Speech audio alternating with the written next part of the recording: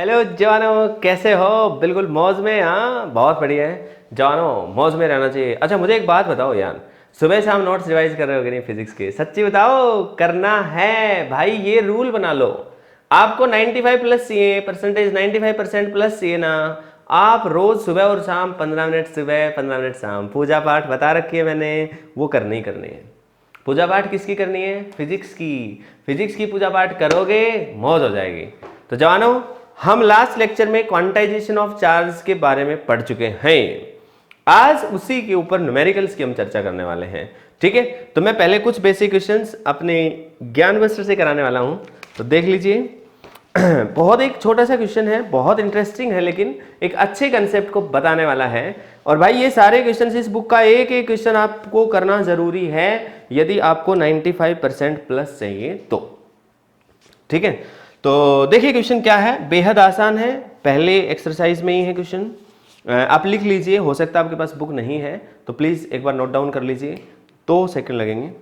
ए polythene piece, लिख लो, a polythene piece is rubbed with wool, a polythene piece is rubbed with wool, is found to have negative charge of, is found to have negative charge of 3 into 10 raised to power minus 7 coulomb.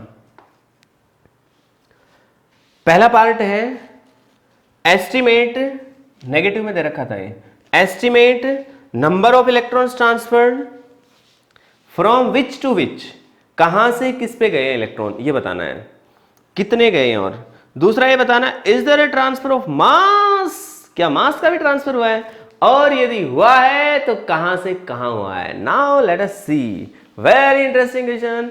प्यारे जवानों, Q की value दे रखी है, मैं आपको बता चुका हूं, क्यू इक्वल टू किसके इक्वल होना है, एन इंटू ई के इक्वल। भाई साहब पहले रूल बना लो भाई, रूल बना लो, और देखो हर क्वेश्चन को पहले आप खुद ट्राई करेंगे, उसके बाद वीडियो को आगे देखेंगे। ठीक है, ईमानदारी से। तो प्यारे जवानों, Q equal to n into e हमें पता है क्वांटाइजेशन के अकॉर्डिंग, तो ये चीज हमें मालूम है।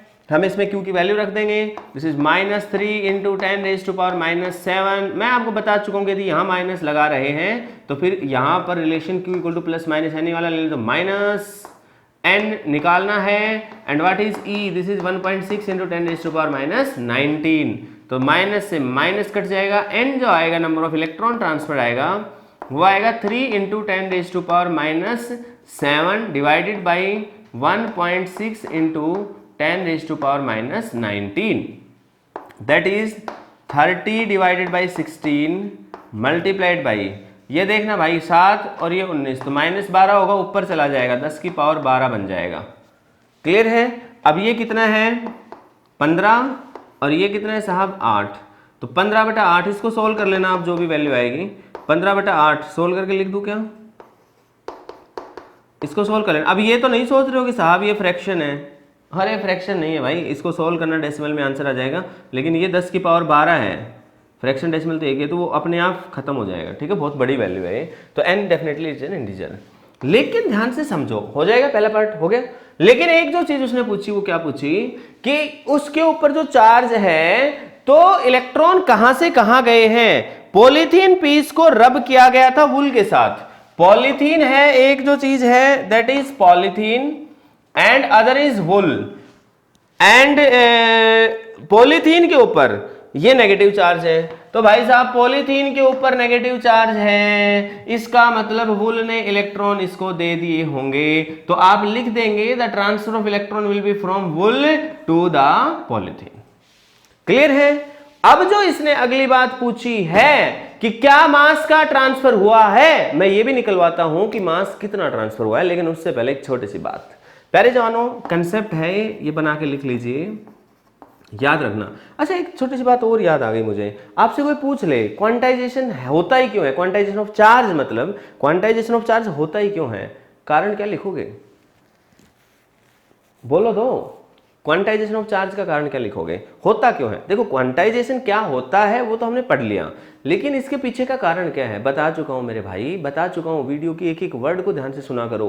क्वांटाइजेशन ऑफ चार्ज जब मैं समझाने लगा था तो मैंने क्या लिया था कि एक इलेक्ट्रॉन ट्रांसफर हुआ, 2 हुए, मतलब इलेक्ट्रॉन कितने ट्रांसफर हुए, that is the integer value.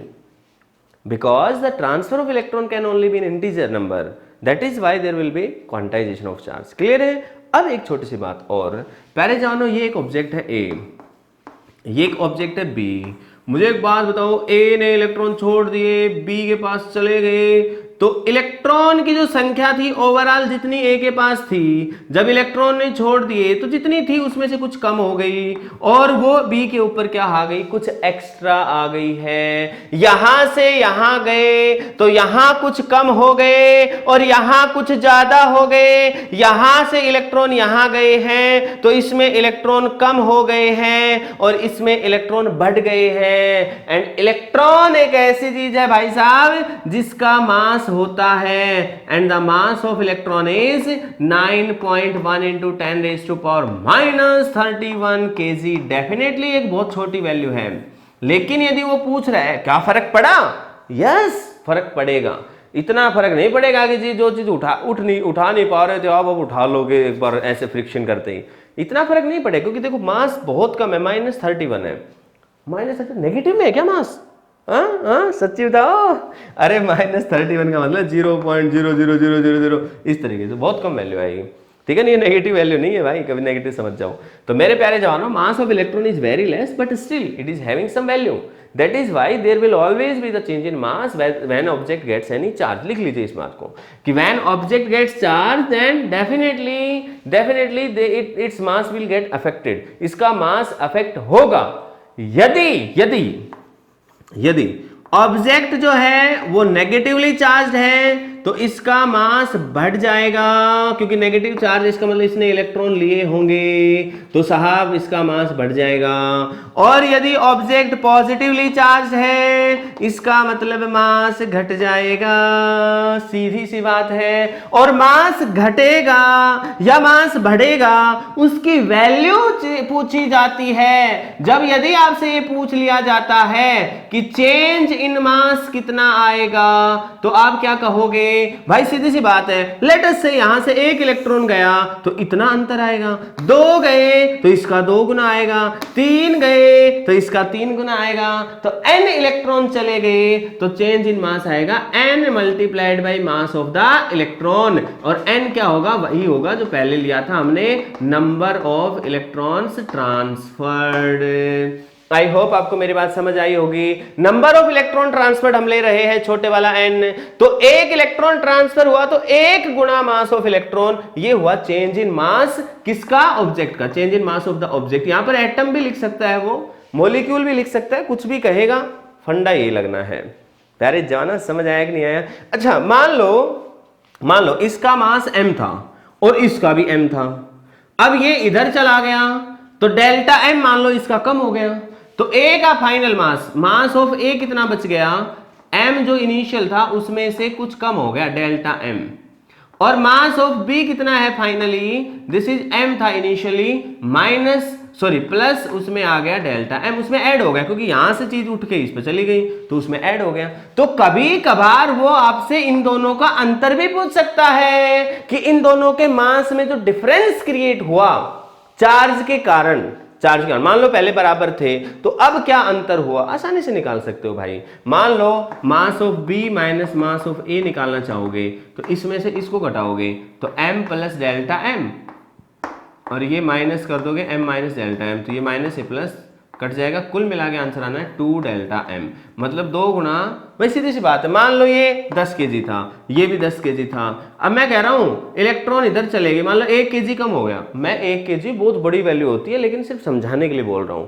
1 kg इधर से कम होकर इधर चला गया तो ये हो गया 11 और ये हो गया 9. तो 1 kg गया था तो सीधा फर्क 2 kg का आ गया क्योंकि ये 1 कम हो गया, ये 1 ज्यादा हो गया, तो अंतर कितने का आ गया? 2 kg का. क्लियर हुई? तो वही बात है, 2 गुना चेंज इन मास. तो ये एक कंसेप्ट है, ये आप एक कंसेप्ट बना के जरूर लिख लीजिए कि there will be the change in mass whenever the electrons are transferred from one object to another object. Same तरीके से इस न्यूमेरिकल में भी होगा. तो इस क्वेश्चन का आंसर मिल चुका है हमें कि साहब इलेक्ट्रॉन जाने से मास पे फर्क तो पड़ेगा. तो आप लिखेंगे yes there will be effect on मास.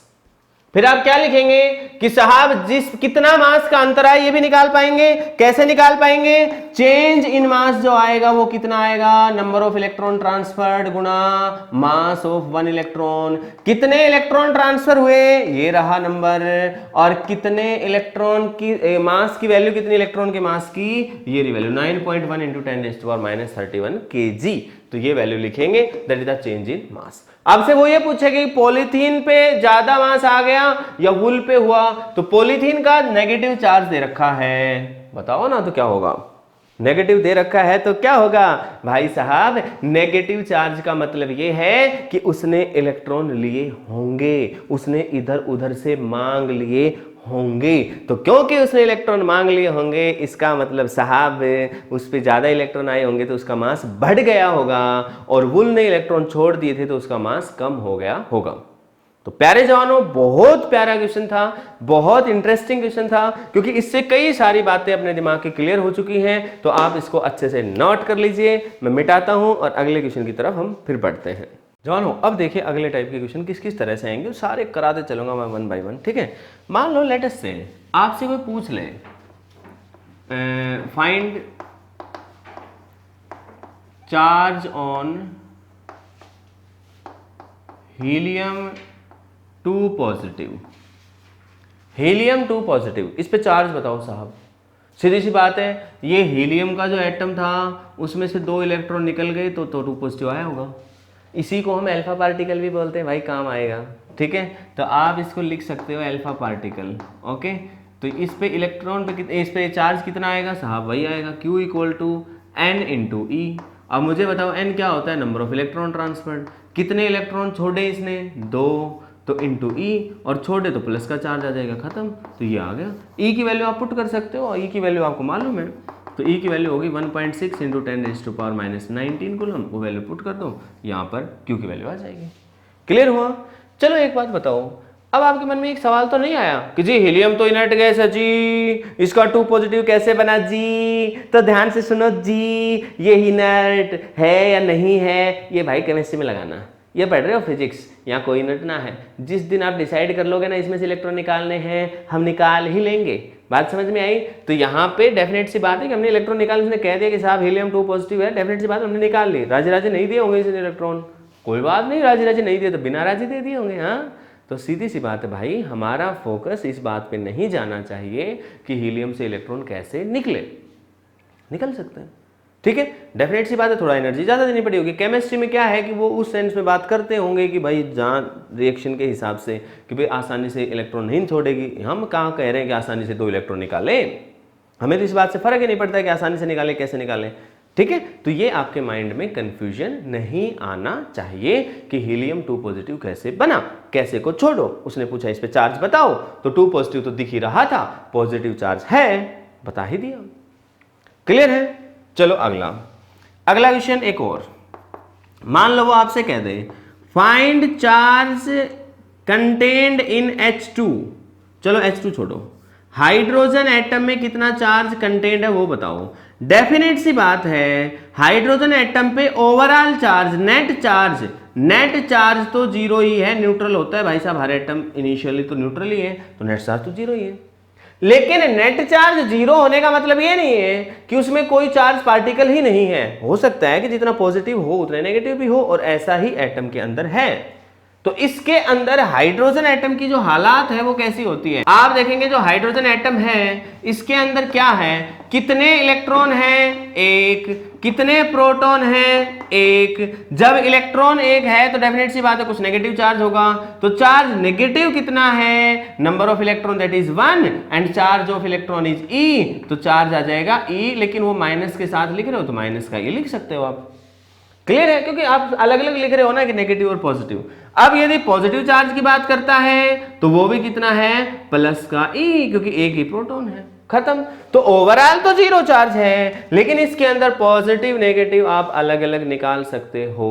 अब मान लो वो आपसे ये कह they find positive and negative charge contained in O2। ओ भाई साहब, O2। अब O2 क्या है, ऑक्सीजन। एक ऑक्सीजन का मॉलिक्यूल है, ऑक्सीजन का एटम क्या होता है, यहां कितना होता है 8, और यहाँ क्या होता है साहब 16। 8 और 16 का मतलब समझते हो, 8 इसमें क्या होते हैं, नंबर ऑफ प्रोटॉन। तो इसका मतलब नंबर ऑफ प्रोटॉन कितने हैं साहब, 8। जितने प्रोटॉन होंगे उतने ही क्या होंगे, इलेक्ट्रॉन। तो इसका कॉरस्पॉन्डिंग चार्ज और इसका कॉरस्पॉन्डिंग चार्ज अपने आप आसानी से निकल जाएगा। Q equal to N into e, तो 8 इंटू ई प्लस का आ जाएगा, पॉजिटिव चार्ज ये आ जाएगा, और नेगेटिव चार्ज निकालोगे तो 8 इंटू ई आएगा। लेकिन ये किसका आया, एक एटम का आया, ये आया एक एटम का। लेकिन ये दे रखा है O2, that is it is the molecule. तो जब एक मोलिक्यूल की बात करेंगे तो भाई ऑब्वियस सी बात है, एक ऑक्सीजन में 8 प्रोटॉन है। तो जब O2 लिखेंगे तो नंबर ऑफ प्रोटॉन कितने हो जाएंगे, 2 गुना हो जाएंगे। 2 गुना 8 थे तो 16। तो चार्ज जो पॉजिटिव आएगा वो भी 16 गुना ई आएगा प्लस के साथ। ऐसे ही माइनस का आएगा वो आएगा माइनस 16 गुना ई। तो थोड़ा सा अलर्ट रहना है, थोड़ा सा अलर्ट रहना है। समझ में आया कि एटम बोला कि मॉलिक्यूल बोला है, नहीं तो गड़बड़ हो सकती है। बात समझ में आई प्यारे जवानों।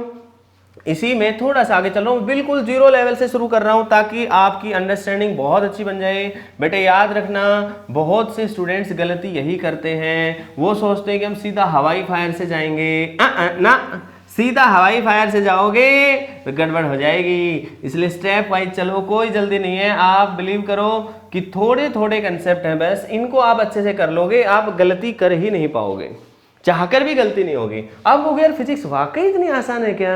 हाँ, मैं कह रहा हूँ इससे भी कहीं आसान है। आप एक बार चलना तो शुरू करो, चलना तो शुरू करो बेटे। आप चलना शुरू करोगे मजा आ जाएगा। आपको जो प्रॉब्लम आएगी ना आगे मैं मिलूंगा तुम्हें, अब जब मैं हूं तो टेंशन काहे की। तो प्यारे जानो अगली बात करते हैं। मान लो मैं आपसे कह दूं कि साहब H2O का एक मॉलिक्यूल है, it is 1 molecule of H2O, find charge in 1 molecule of H2O। H2O में चार्ज बताओ, पॉजिटिव और नेगेटिव। भाई ये अलग अलग क्वेश्चंस दे रहा हूं मैं, तो आप इनको लिखते चलना, find charge in H2O, find charge in helium positive, ऐसे बनाते चलना, ठीक है, ताकि दिक्कत ना आए। अब मैंने बोला एक मॉलिक्यूल है H2O का, find charge in positive and negative charge in 1 molecule of H2O। 1 molecule मैं बोल रहा हूं ऑलरेडी, आप लिख सकते हैं 1 मॉलिक्यूल बोला है ऑलरेडी, ठीक है। एक मॉलिक्यूल H2O पे चार्ज बताओ, बता सकते हैं आसानी से। कैसे भाई, इसमें कितना, देखो ओवरऑल चार्ज तो 0 है, न्यूट्रल है। ओवरऑल पूछता है तो धड़ल्ले से बोलो 0, लेकिन उसने कहा पॉजिटिव और नेगेटिव कितना है, तो हमें मालूम है भाई पॉजिटिव किसके कारण होता है, प्रोटॉन के कारण। नेगेटिव किसके कारण होता है, इलेक्ट्रॉन के कारण। प्रोटॉन कितने हैं इसमें, अब ध्यान से देखो। प्रोटॉन के लिए आप इस H2O की शक्ल देखो। शक्ल का मतलब स्ट्रक्चर से लेना देना नहीं है, शक्ल का मतलब हमें यह है कि 2 तो हाइड्रोजन यूज हुए हैं और 1 ऑक्सीजन यूज हुआ है। एक हाइड्रोजन में 1 प्रोटॉन होता है, तो हाइड्रोजन के अंदर कितने प्रोटॉन हो गए, प्रोटॉन हो गए। टोटल प्रोटॉन निकालने हैं तो मैं लिख ही देता हूं, इतनी छोटी छोटी बातें भी क्या अलग अलग लिखनी। तो हाइड्रोजन का प्रोटॉन 1 और 1 इसका, और ऑक्सीजन का आपको पता ही होगा 8 और 16 होता है, ये 1 1 होते हैं ना। तो 1 ये और 8 ये, कितने हो गए 10। ऐसे लिख लो और सबको जोड़ लो, खत्म। तो 10 प्रोटॉन हो गए, तो इलेक्ट्रॉन भी कितने होने हैं 10, सोचना ही नहीं है कुछ। तो पॉजिटिव चार्ज कितना हो जाएगा, Q पॉजिटिव 10 गुना E, और नेगेटिव कितना हो जाएगा, अगेन बराबर -10E, खत्म, लफड़ा ही नहीं है। एक मॉलिक्यूल है तो मान लो मैं आपसे कह देता फाइंड चार्ज ऑन 20 मॉलिक्यूल्स। ध्यान से समझते चलना, चीजें कॉम्प्लेक्स ना हो जाएं, इसीलिए स्टेप वाइज करा रहा हूं।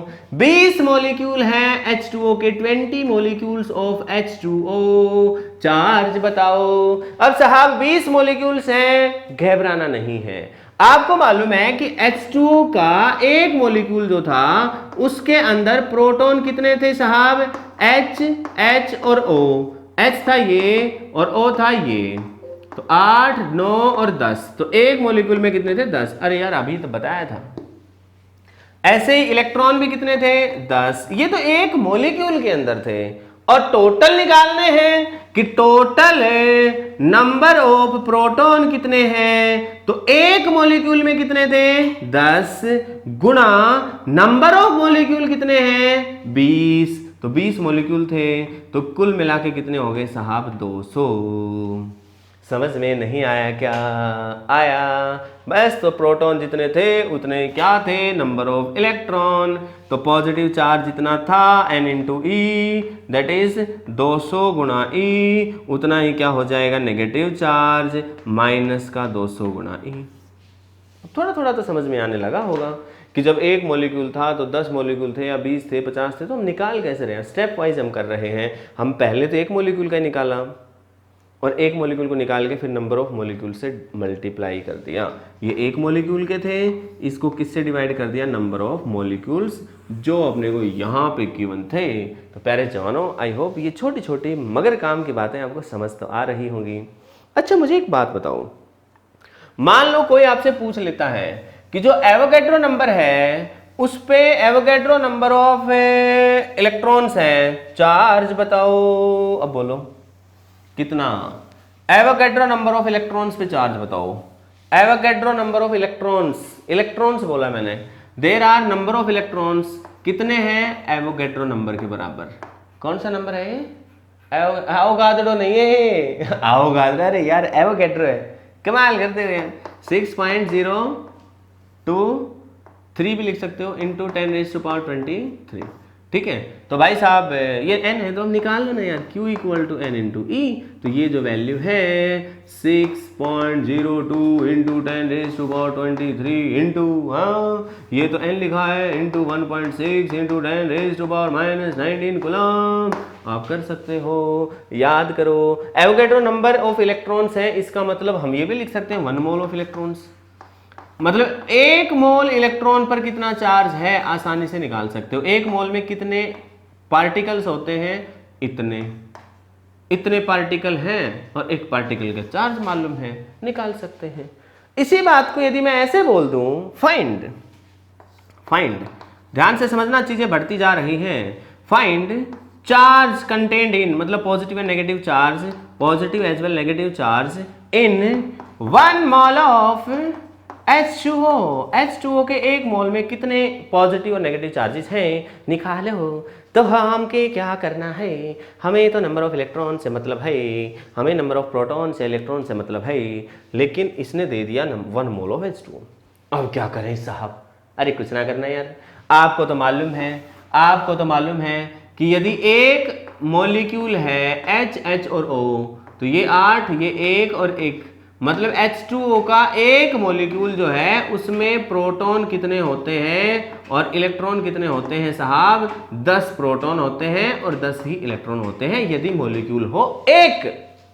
लेकिन अब एक मॉलिक्यूल नहीं है, अब कितने मॉलिक्यूल हैं, 1 मोल। 1 मोल में कितने होते हैं, एवोगैड्रो नंबर। तो यदि पिछले केस में मैंने बताया था 20 मॉलिक्यूल थे तो 20 से गुणा कर दिया था, तो जो टोटल नंबर ऑफ प्रोटॉन्स या इलेक्ट्रॉन्स निकालोगे तो 1 मोल में 1 मोल में कितने मॉलिक्यूल्स होंगे, एवोगैड्रो नंबर के बराबर। एवोगैड्रो नंबर के बराबर मॉलिक्यूल है और एक मॉलिक्यूल में कितने हैं, 10। तो एक मॉलिक्यूल के अंदर जितने थे उसको एवोगैड्रो नंबर से मल्टीप्लाई कर दो। एवोगैड्रो नंबर क्या है, एक नंबर है, जैसे मैंने पिछले में 20 लिया था, अब की बार मैंने उसको थोड़ा स्टाइलिश तरीके से बोल दिया। अच्छा ये जो चीजें नहीं पता क्यों बनाई गई है, ताकि कोई छोटा बच्चा आपकी नोटबुक देख ले ना तो वो घबरा जाए, ओह मोल ये क्या होता है, भैया दीदी ये मोल क्या है, ये एवोगैड्रो क्या है। इसलिए ऐसी ऐसी चीजें यूज कर रखी है, मैं तुम्हें अंदर की बातें बता रहा हूँ, हाँ ठीक है। तो बाकी कुछ भी नहीं है। यदि वो डायरेक्ट ये कह देता, आपको 1 मोल छोड़ता, कहता ही नहीं कुछ इसके बारे में, वो आपके 6.023 इंटू 10⁻⁻23 वो कह देता इतने मॉलिक्यूल है। अब बताओ, तो हमारा आसानी से निकाल लेते, क्योंकि 20 मॉलिक्यूल थे तो हम निकाल चुके हैं, 20 थे तो हम निकाल चुके हैं, 20 की जगह ये होता तो भी हम निकाल लेते हैं। अब उसने इसी चीज को थोड़ा स्टाइल में बोल दिया कि साहब 1 मोल है, अरे बात तो वही है, तो वैसी ही बात है। तो यहां पर ये वैल्यू हमने उठा के रख दी। अब ये नंबर ऑफ प्रोटॉन्स या नंबर ऑफ इलेक्ट्रॉन जो आप मन करे वो लिख सकते हैं। तो Q जो चार्ज आएगा पॉजिटिव आएगा तो प्लस लिख दोगे, ये value 10 Guna Avogadro number Guna charge of the electron, खत्म। और यदि नेगेटिव निकालना चाहोगे तो कुछ भी फर्क नहीं पड़ेगा, वैसे पॉजिटिव की जगह नेगेटिव, बाकी वैल्यू सेम। मेरे प्यारे जवानों, आई होप आपको मेरी बात समझ आ रही होगी। अब थोड़ा सा स्टाइल मारेगा तो पता है क्या कहेगा, अब की बार वो नंबर ऑफ मोल्स भी नहीं देगा, अब की बार पता है क्या कह देगा, थोड़ा समझना, समझना भी क्या है, बहुत सिंपल सी बात कहेगा, find charge positive and negative content in let us से 180 ग्राम ऑफ वाटर। वाह मजा आ गया भाई, 180 ग्राम ऑफ वाटर, मतलब उसने कह दिया कि देर इज पानी मास कितना दे रखा है, टोटल 180 ग्राम पानी दे रखा है।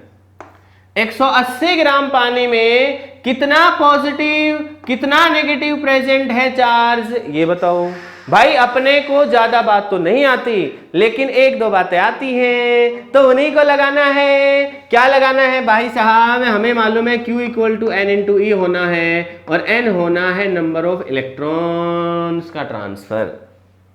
और जब n नंबर ऑफ इलेक्ट्रॉन्स का ट्रांसफर होना है, तो इसका मतलब या नंबर ऑफ इलेक्ट्रॉन्स प्रेजेंट, अब यहां बाहर तो जा नहीं रहे, तो उसके अंदर कितने प्रेजेंट है ये निकालना है। तो सीधी सी बात है, 180 ग्राम में कितने प्रेजेंट होंगे इलेक्ट्रॉन या प्रोटॉन, ये निकालना हमारा मकसद है। अभी तो निकाला था हमने 1 मोल में, तो अभी तो नई चीज आ गई 180 ग्राम। अरे क्या हो गया, कुछ नहीं यार, आप खुद सोचो, यदि 18 ग्राम H2O होता, 18 ग्राम होता, तो if 18 gram H2O is there, then कितने 18 ग्राम में कितने पार्टिकल्स होते, देन नंबर ऑफ पार्टिकल्स या नंबर ऑफ मॉलिक्यूल्स कितने होते भाई साहब, मॉलिक्यूल्स लिख रहा हूं, नंबर ऑफ मॉलिक्यूल्स होते एवोगैड्रो नंबर के बराबर, क्योंकि ये इसका मॉलिक्यूलर मास है H2O का। अरे मालूम तो होगा, H2O है ना ये, तो इसका कितना हो गया 2, और इसका ऑक्सीजन का कितना होता है 16।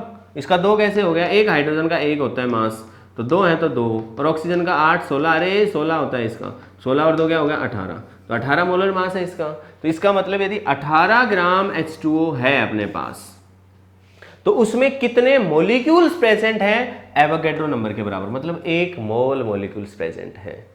और यदि 1 ग्राम प्रेजेंट होगा तो साहब एवोगैड्रो नंबर डिवाइडेड बाय 18, और यदि 180 ग्राम प्रेजेंट हुआ तो गुना में 180 ग्राम, कुल मिला के 10 गुना एवोगैड्रो नंबर। तो ये क्या है, नंबर ऑफ मॉलिक्यूल्स, मतलब कितने मॉलिक्यूल्स प्रेजेंट थे वो। और एक मॉलिक्यूल में कितने होते हैं, कितनी बार कर लिया यार, H2O के एक मॉलिक्यूल में 10 होते हैं भाई। और कितने मॉलिक्यूल हैं, ये रहे, इसका नाम X मान लो, X नंबर ऑफ मॉलिक्यूल है। तो X नंबर ऑफ मॉलिक्यूल है तो कितना करोगे साहब, आप बताइए तो मेरे को, जब X नंबर ऑफ मॉलिक्यूल्स है तो कितना हो जाएगा, एक मॉलिक्यूल में 10, तो X में कितना हो जाएगा, X गुणा 10, ये आ जाएगा नंबर ऑफ प्रोटॉन। एक मॉलिक्यूल में 10 क्या है, प्रोटॉन है इलेक्ट्रॉन, तो हम वही निकाल रहे हैं कि एक मॉलिक्यूल में 10 प्रोटॉन या इलेक्ट्रॉन है, और मॉलिक्यूल की संख्या 2 होती, 2 गुना 10, 3 होती 3 गुना 10, 4 होती 4 गुना 10, तो x है तो x गुना 10, और x क्या है, नंबर ऑफ मॉलिक्यूल्स। ये कैसे निकाला हमने, हमें मालूम है कि यदि 1 मोल होता, 1 मोल होता, मतलब 18 ग्राम होता, तो एवोगैड्रो नंबर, मोल कंसेप्ट, यदि 1 ग्राम होता तो 180 है, तो इसका मतलब हमारे पास NP आ चुका है। तो Q की वैल्यू को हम आसानी से निकाल सकते हैं, it is plus N into E, लेकिन ये N ये वाला यूज करना है यहाँ पे, आगे होप समझ आ गया होगा। तो पॉजिटिव है तो पॉजिटिव आंसर आ जाएगा, और नेगेटिव निकालोगे तो नेगेटिव आंसर आ जाएगा। इसमें कभी कभी थोड़ा सा बात कर लेते हैं, वो क्या कहता है पता है आपको, वो यहाँ पे ग्राम नहीं देता, वो कहेगा there is a water which is there is a glass और cup of water having 180 centimetre cube CC, है ना, वॉल्यूम दे रखा है उसका। अब बताओ साहब, अरे तो घबरा के आई को रहे हो, ये CGS यूनिट है वॉल्यूम की, और डेंसिटी जो वाटर की है, density equal to mass by volume, CGS system में ये 1 होती है, तो जितना मास होगा उतना ही वॉल्यूम आने वाला है। तो वॉल्यूम दे रखा है, 1 से मल्टीप्लाई करोगे तो मास आ जाएगा, तो वहां से मास कैलकुलेट कर लो, खत्म। मतलब ये सेंटीमीटर क्यूब दे रखा होता है, ये वॉल्यूम है, तो घबराने की आवश्यकता नहीं है। Density equal to mass by volume लगा के मास निकालना पड़ेगा। अब यहां गलती हो सकती है, अब यहां पानी वाले जो न्यूमेरिकल्स आएंगे उनमें तो डेंसिटी क्योंकि 1 होती है, तो जितना मास है उतना ही वॉल्यूम है, मतलब ये सेंटीमीटर क्यूब में था या ग्राम में था कोई फर्क नहीं पड़ता, आप सोल्व करते चले जाओ। लेकिन यदि पानी की जगह कोई दूसरा लिक्विड है तो भाई ध्यान रखना, ये डेंसिटी का रोल भी आएगा। फिर आपके मन में सवाल आएगा कि ये डेंसिटी कहां से लाएंगे, आप क्यों लाएंगे भाई, देगा वो, उसको कैलकुलेट करवाना है तो देगा, कुछ ना कुछ डेटा जरूर मिलेगा, नहीं मिलेगा तो पानी का क्वेश्चन आएगा, टेंशन लेने की आवश्यकता नहीं है, नहीं दे तो आप उसको डी मान के सोल्व कर लेना। कहीं ना कहीं फिर ऑप्शन में इस तरह की कोई ना कोई हिंट होगी जिससे आप डी को मैनिपुलेट कर पाए। प्यारे जानो, आई होप जो मैंने अभी अभी समझाया वो अच्छे से भेजे में फिट हो गया। मैंने इस क्वेश्चन में ये करवा दिया आपको कि इतने ग्राम पानी में कितने मॉलिक्यूल होंगे, एक मॉलिक्यूल होगा तो कितने चार्ज होंगे, सारी बातें मैंने तमाम बातें यहाँ पे थोड़ा सा आपको बताने की कोशिश करी। हाँ तो जवानों, अब देखते हैं अगला क्वेश्चन। देखो क्या है, बेहद आसान चीज है। अब एक टाइप का क्वेश्चन तो मैंने करा दिया, ठीक है। अब दूसरे तरह के क्वेश्चंस आते हैं। अभी जो मैंने क्वेश्चंस कराए उन सब में तो हमें क्या था, क्यू की वैल्यू निकालनी थी, एन दे रखा था, राइट। अब कभी कभी दूसरी बात भी कर लेते हैं, कैसे कि जैसे एग्जांपल के तौर पे, फॉर एग्जांपल बेटे there are so many kind of questions, तो वो सब मैं कोशिश कर रहा हूँ कि आपके साथ डिस्कस करते चलूँ। तो आप वन बाय वन इनको न्यूमेरिकल्स की फॉर्म में लिखते जाएं, 1 2 3 नंबर डालते जाएं, ठीक है। तो भाई साहब अब अपने को क्या गया, find number of electrons find number of electrons transferred in getting, मान लो 1 कूलम चार्ज, 1 कूलम चार्ज आने में कितने इलेक्ट्रॉन्स का ट्रांसफर करना पड़ेगा। क्या पूछा है, एन। अब की बार एन पूछा है, तो ये न्यूमेरिकल वो हैं जिनमें एन पूछा गया है, कुछ नहीं, Q equal to n into e, n पूछा है, इसका मतलब Q डिवाइडेड बाई ई, Q गिवन है 1 कूलम, 1 डिवाइडेड बाई 1.6 इंटू 10⁻⁻19, इसको सोल्व कर लो, एन वैल्यू आ जाएगी, ये कूलम नीचे भी कूलम, ये तो कट ही जाएगा। तो ध्यान रखना ये एन नंबर है, इसकी कोई यूनिट नहीं होती है, ठीक है। सोल्व करके आंसर निकाल लोगे। अच्छा अब जरूरी तो नहीं कि 1 कूलम भी हो सकता है वो कह they find the number of electrons transferred in getting a charge of minus, मतलब जो भी माइनस में प्लस में जो भी 1 माइक्रो कूलम, माइक्रो मतलब 10⁻⁻⁶। अब जरूरी तो नहीं कि माइक्रो ही पूछे, 1 माइक्रो ही पूछे, 5 माइक्रो कूलम ऑफ चार्ज समझ गए, मतलब 5 माइक्रो था तो माइक्रो की जगह मैंने ये वर्ड यूज कर लिया, ये चार्ज था। तो वही बात करोगे n equal to q by e, इसको ई से भाग कर दो, n आ जाएगा अपने पास। बात समझ में आई कि नहीं आई, पक्की बात है। चलो यहां तक बात समझ में आ गई, तो मुझे एक बात बताओ भाई, कई बार ऐसे पूछ रहे थे, find charge on 91 kg of electrons. अरे वाह, मजा आ गया भाई।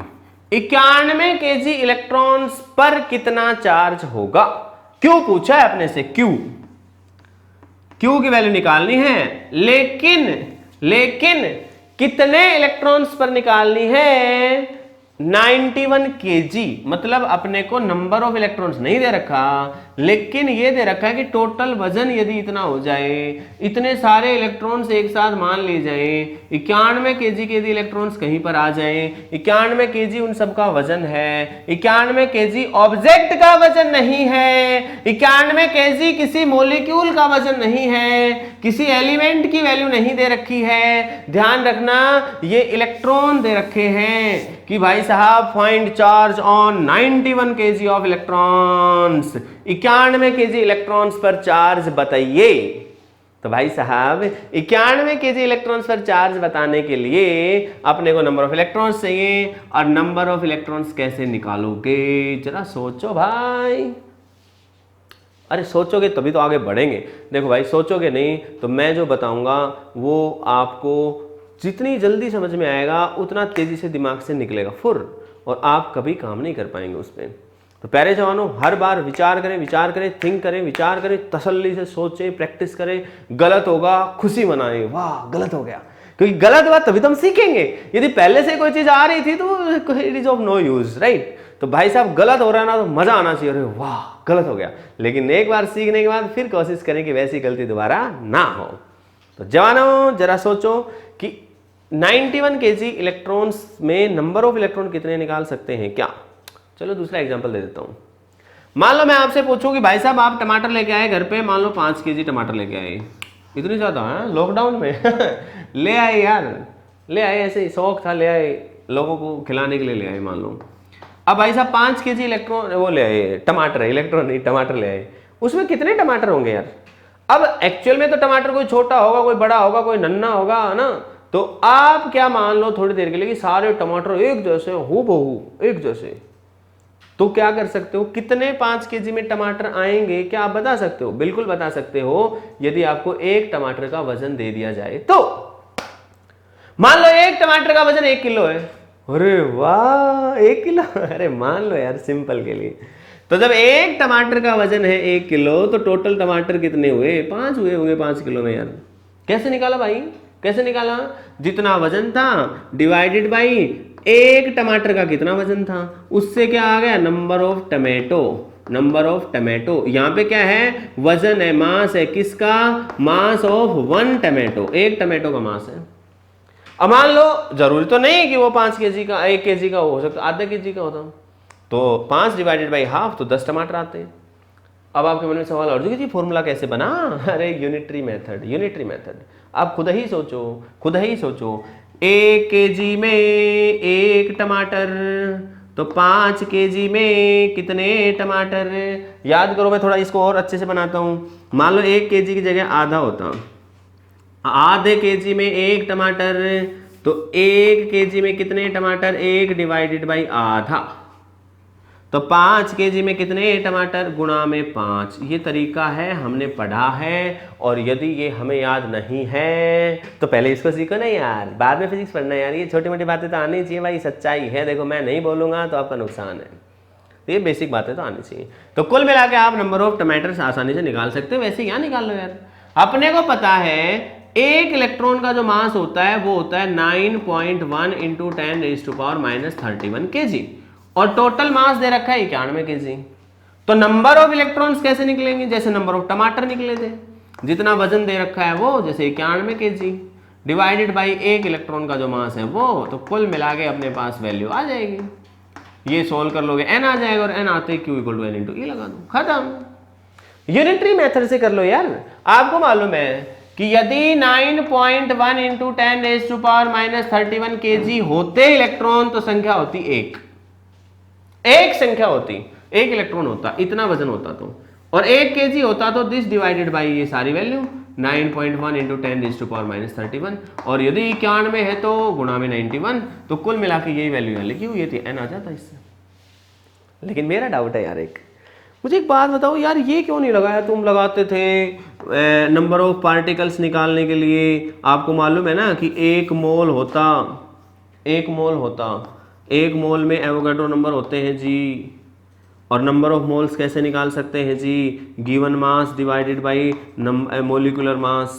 तो यहाँ पे मोलिकुलर मास का क्या कंसेप्ट है, यूज नहीं करा क्या भाई साहब, एलिमेंट, एटम, मोलिक्यूल, वहाँ पे लगाना मोलिकुलर मास, यहाँ कोई मोलिकुलर मास की बात नहीं है। यहाँ एक पार्टिकल है, it is just like a tomato समझ गए, टमाटो की तरह से, टमाटर की तरह, टमाटर खाओ मौज करो, लाल हो जाओगे बिल्कुल। तो प्यारे जवानों समझ में आया होगा आई होप कि 91 kg इलेक्ट्रॉन्स में यदि किसी ने पूछ लिया कि चार्ज कितना है तो कैसे निकालेंगे।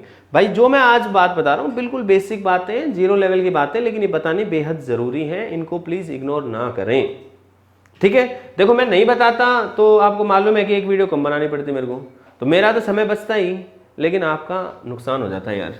मैं ऐसा नहीं चाहता, मैं चाहता हूँ कि यदि आप उम्मीद से इस चैनल पे हैं तो भाई साहब मेरी एक प्रकार से ये समझ लीजिए, it is my moral duty, ये मेरी मॉरल रिस्पॉन्सिबिलिटी है कि आपके पास कोई प्रॉब्लम आए उससे पहले मैं उसका निपटारा करके तैयार रखूँ। हाँ, तो इसलिए आपके दिमाग की एबिलिटीज़ के, आपके सारे कनेक्शंस को जोड़ने के लिए साहब तार से तार जोड़ेंगे तो आगे बढ़ेंगे।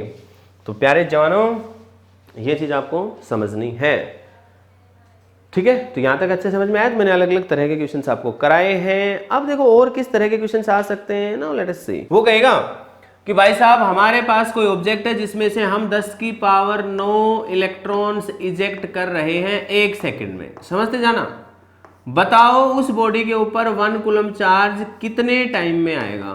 समझ गए क्वेश्चन क्या है? अरे समझे हो कि नहीं समझे हो?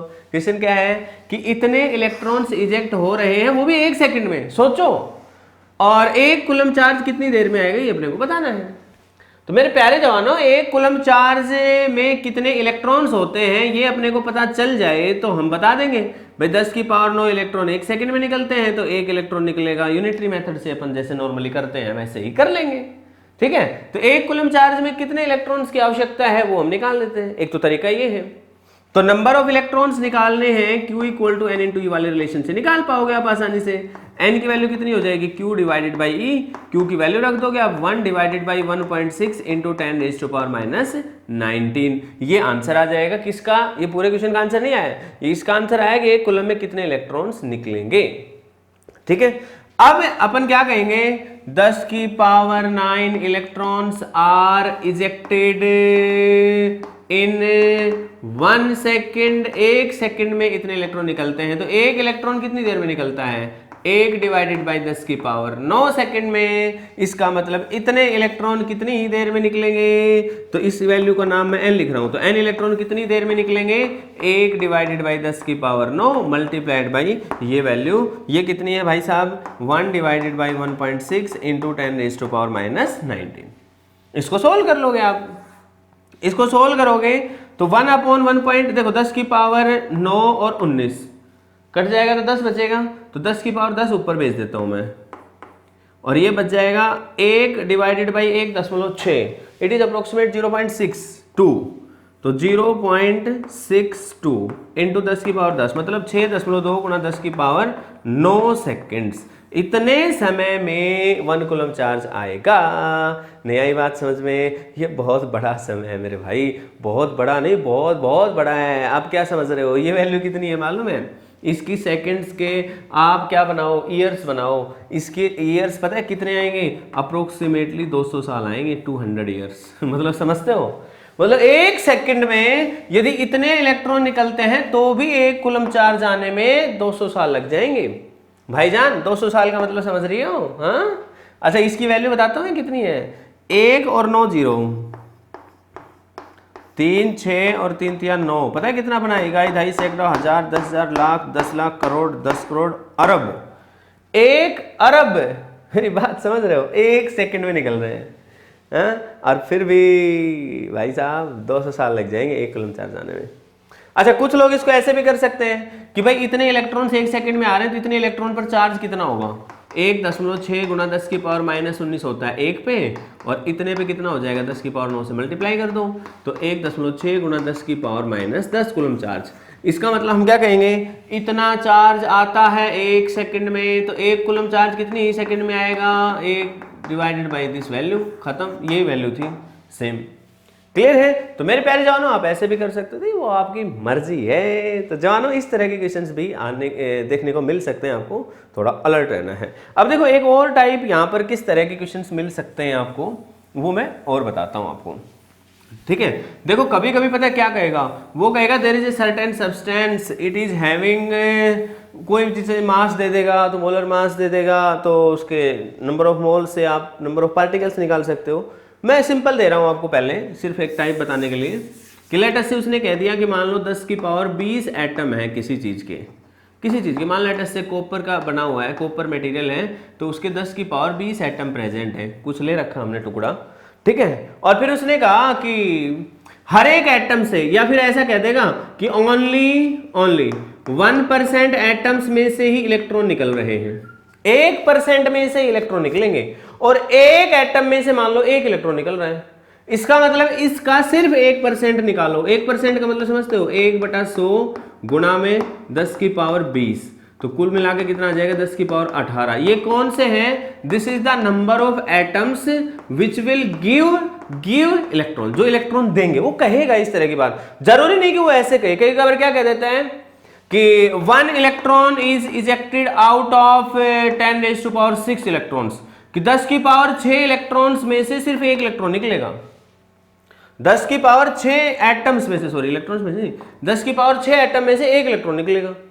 तो भाई साहब इस तरह की बात कहता है, या 1% एटम में से इलेक्ट्रॉन इजेक्ट होंगे, तो इन दोनों ही हालातों से अपने को पहले ये निकालना पड़ेगा कि इलेक्ट्रॉन इजेक्ट कितने होंगे। तो पहले मैं ये वाला केस बता रहा हूं, तो ये वाला केस बताऊंगा तो मैं 1% एटम में से इलेक्ट्रॉन निकलने वाले हैं, तो 10 की पावर 18 एटम में से इलेक्ट्रॉन निकलेंगे, और हर एक एटम में से कितने निकल रहे हैं, 1। कहा है उसने, क्या पता वो ये कहते हैं कि हर एटम जो निकाल रहा है उसमें से मान लो 2 निकल रहे हैं हर एक में से, या 1 निकल रहा है, यार 5 नहीं, कुछ भी निकले, तो मान लो 1 निकल रहे हैं, तो जितने एटम थे उतने इलेक्ट्रॉन निकल जाएंगे, तो ये आ गया नंबर ऑफ इलेक्ट्रॉन्स।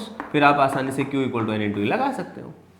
लेकिन मान लो इसी स्टेटमेंट की जगह वो कह देता कि out of 10 raise to power 6 1 electron is ejected, मतलब 10 की पावर 6 में निकलता है एक इलेक्ट्रॉन, तो एक में क्या निकलेगा 1/10 की पावर 6, और टोटल कितने थे 10 की पावर 20, तो 10 की पावर 20 में से कितने निकल जाएंगे भाई 10 की पावर 14, 10⁻14 मतलब क्या बोल गया मैं, इतने इलेक्ट्रॉन्स निकल जाएंगे।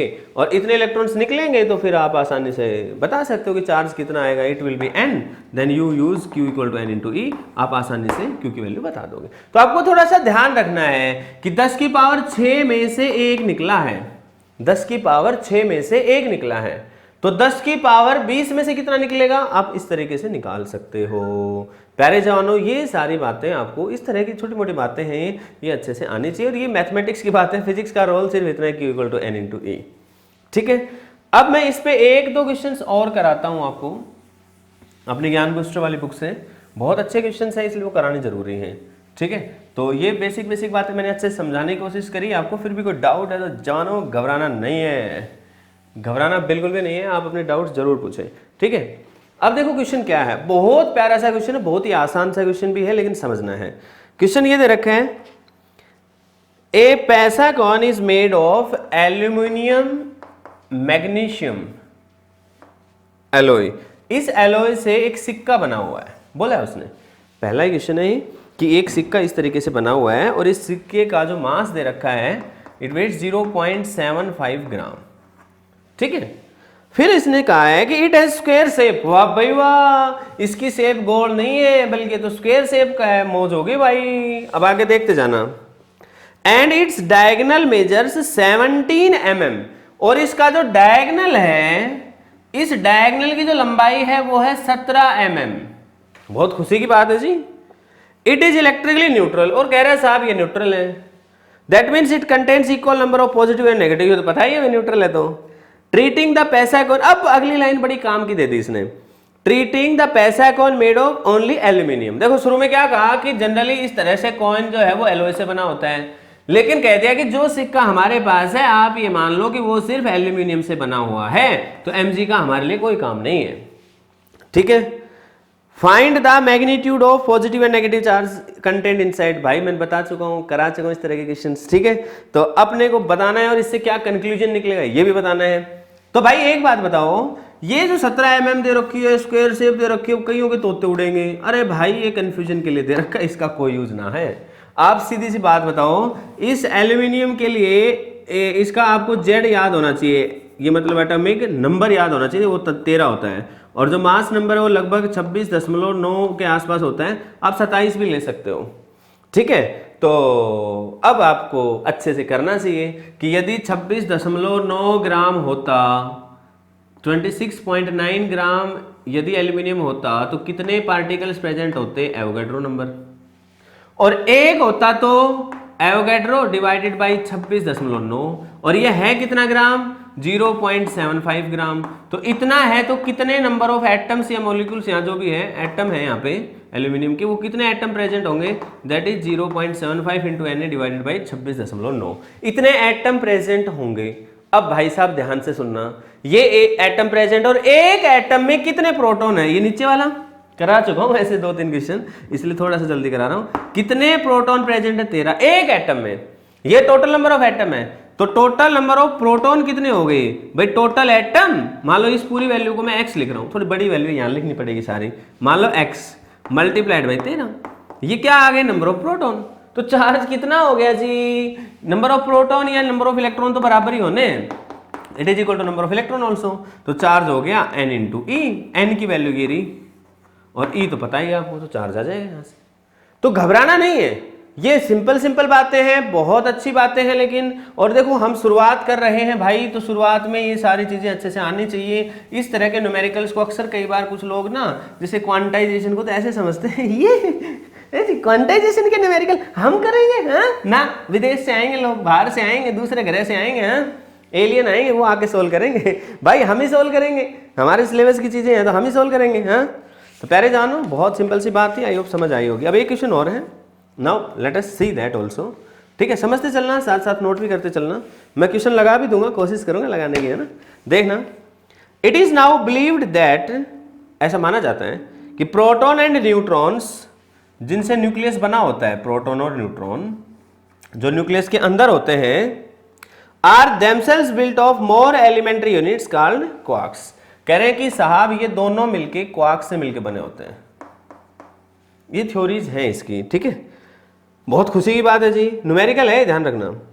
ए proton and neutron consist of 3 quarks. लेकिन कह रहा है कि चाहे प्रोटॉन हो चाहे न्यूट्रॉन हो, हर एक में कितने क्वार्क्स होंगे? ये क्वार्क से बना है, ये भी क्वार्क से बना है, लेकिन इसमें भी 3 होंगे और इसमें, मतलब कहने का मतलब है कि ये 3 टुकड़ों से मिलकर बना होता है, ये भी 3 टुकड़ों से मिलकर बना होता है। ये क्वार्क थ्योरी अपने को कहती है। बहुत बढ़िया है जी।